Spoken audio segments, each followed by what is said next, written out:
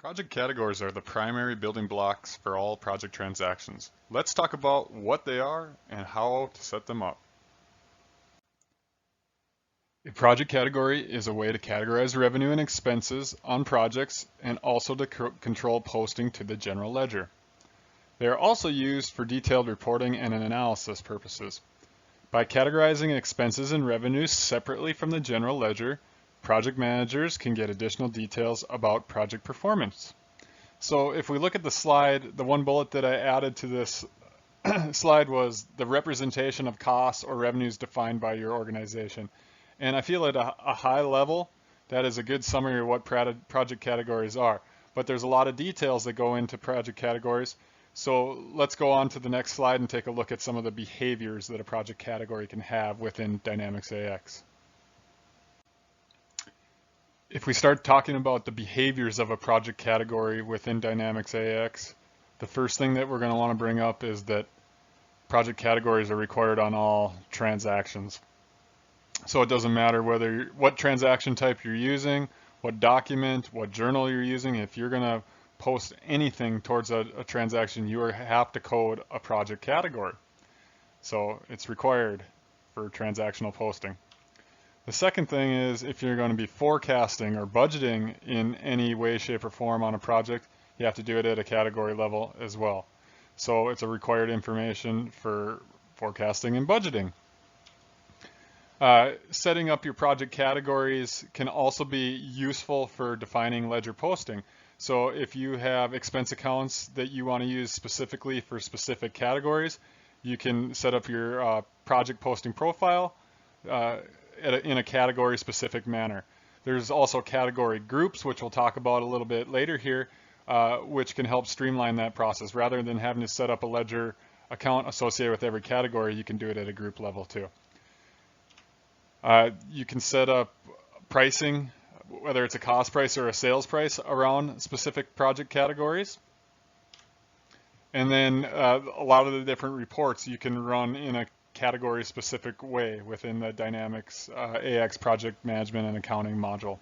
There's other pieces of information. These are just some of the key points that I wanted to talk towards. Once we start getting into the application a little more, you'll start seeing where categories fall in line. What you're seeing on the screen here are the building blocks of a project category.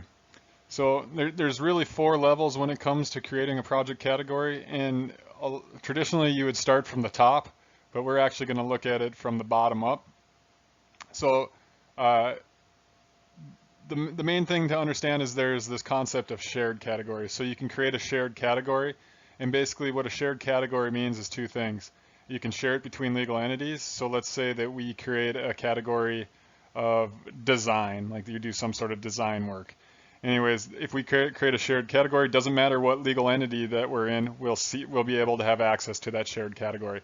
And the other aspect that it's shared in is that you can share it between modules. So there's 3 different modules that you can share it with, which would be, the first one is projects, because that's the one we're working with. Then there's production, and then finally you can share that category with the expense management module as well. So step 1 is to create a project, a shared category and release it to the project module.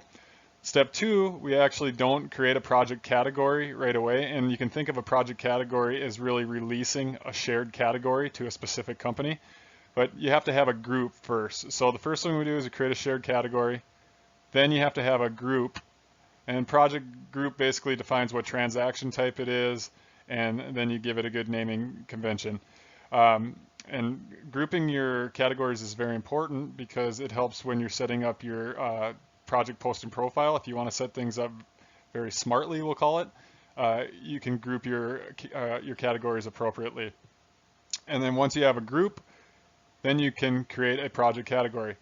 So you cannot just go into the project categories form and create categories as you please.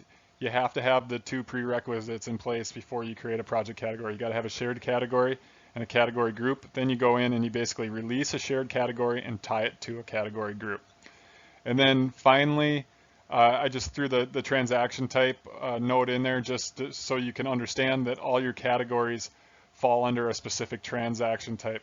So if you think that you're going to be able to create a category called design, and maybe you outsource design work too, you can't have just one category that spans between transaction types. All categories are transaction type specific.